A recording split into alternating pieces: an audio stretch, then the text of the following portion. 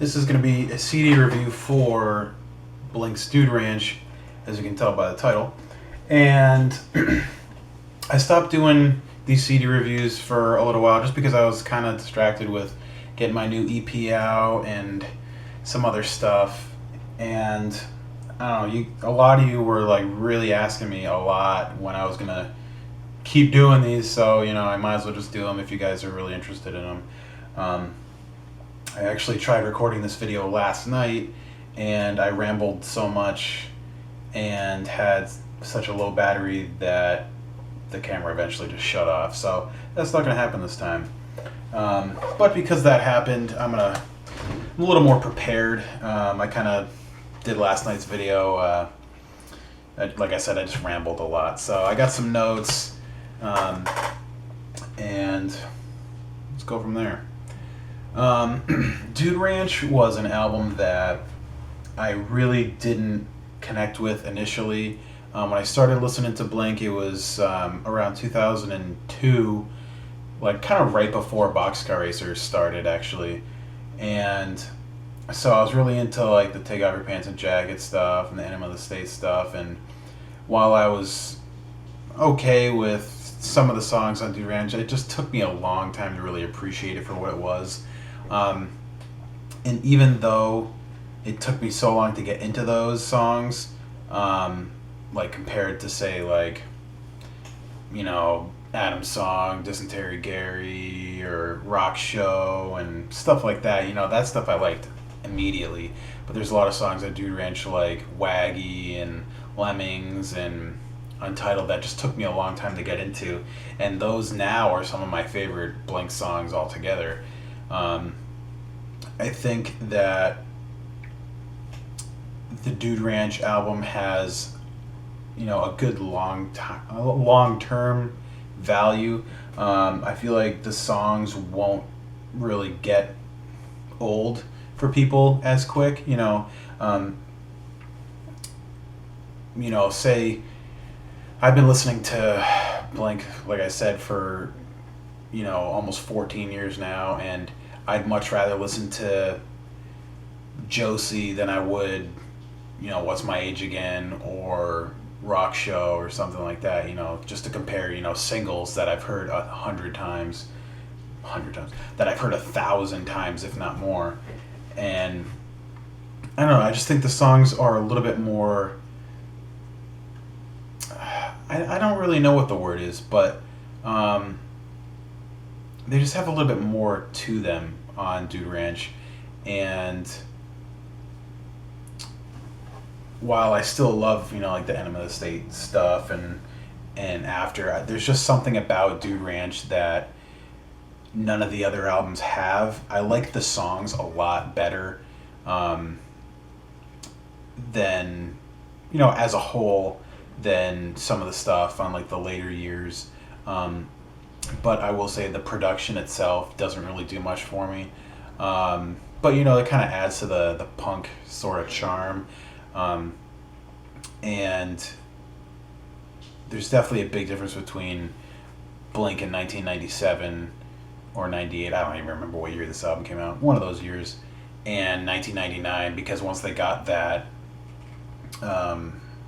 that big record deal, man, their sound was a lot more polished, and it was just a lot more pop punk than the sort of just straight up kind of punk, skater punk, whatever you want to call it, stuff from Dude Ranch and before that. So there's definitely different things that lend itself to that. I mean, the drums especially. Scott wasn't a bad drummer, but he didn't have a lot of tricks up his sleeve. He pretty much did that one sort of beat for most of the time, which is fine. It works. It worked for them for a while. And, if there wasn't the personal problems and the drinking problems or whatever the hell it was that made them get rid of him in the first place, I often wonder what their stuff would have sounded like with him still in the band. Travis's creativity definitely gave their songs just a different vibe. It wasn't exactly just like straight punk sort of beats the whole time, which is cool. But like I said, it fits. It definitely serves the album well. I don't think that Travis's drumming would have necessarily benefited the album. It would have just made it sound different. The guitar riffs. There's a lot of great riffs in this album. I mean, you got "Damn It."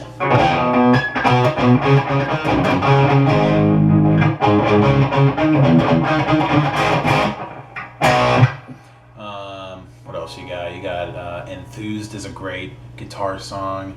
I don't even think I could play that one now. I don't even remember how to play it. How the fuck do you play it?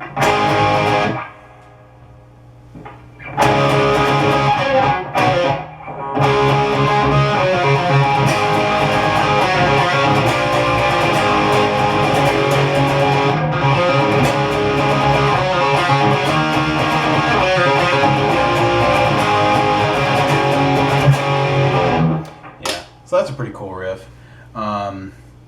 They got loads more. Like Waggy's got some great guitar in it. Boring is like a really cool riff. How the fuck does that one go?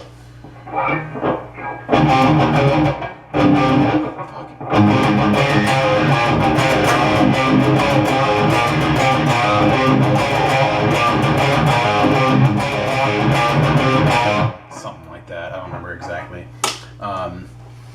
But there's definitely a difference between the guitar sort of stuff on this album than the albums in the future, and just a little more raw. I don't know. It's kind of hard to say. I mean, a lot of it had to do with the guitar tone that kind of lends itself to the more punk sort of stuff than the way that Tom's stuff sounded on the later albums.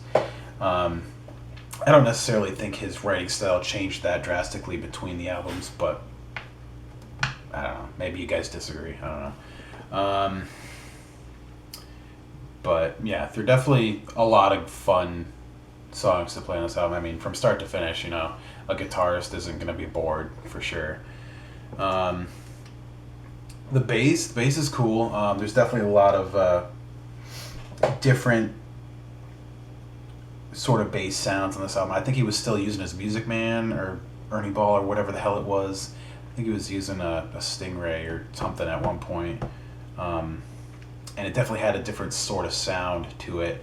And that too, I think, lended itself to the punk sound a bit more than like his signature bass and the P bass and that he was using for Enema of the State. So there's just a lot of things that just make that album what it is. The bass sound, the guitar sound, the drums,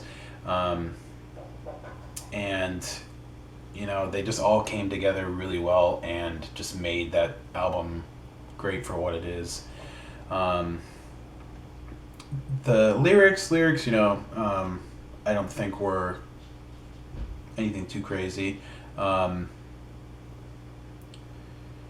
They're more or less on the same tier, I guess, as Enema of the State and Take Out Your Pants and Jacket, stuff like that. I will say Mark's voice was a little bit different, but Tom was a lot whinier on that album. A little nasalier, I would say. He was more nasally on that album, and then he went to a more whiny kind of sound on like Enema of the State and so on, which could definitely take some getting used to. But I like how much Mark sang on this album. Like, I don't remember exactly off the top of my head, but I think Mark sings a lot more on this album. I don't really know. Let me see. Pathetic is kind of both of them. Voyeurs.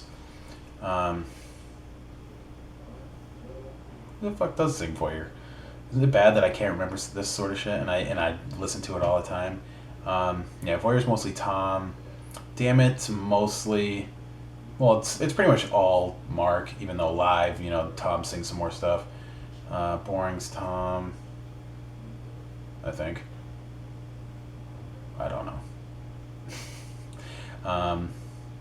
Yeah, I mean, a lot of the later albums, it's very Tom, like, dominated. You know, there's so many songs that just have that are mostly Tom or all Tom, and you know, I definitely like Mark as a singer more. I mean, I like Tom's lyrics more usually, not all the time, but I think Mark's the better singer. So, anyway, I think that's pretty much all I got. I don't honestly remember which albums I've done and which ones I haven't. I guess I don't remember if I did one for Mark, Tom, and Travis show, but I don't know. I could do one for that, or you know, Treasure Cat and Buddha and whatever. I don't even remember the last time I listened to Fly Swatter. I think I only listened to that through like one time, so I guess I could maybe do that. But anyway, let me know what you guys think this album and the shit I said, if you're even listening anymore. Yeah, see you later.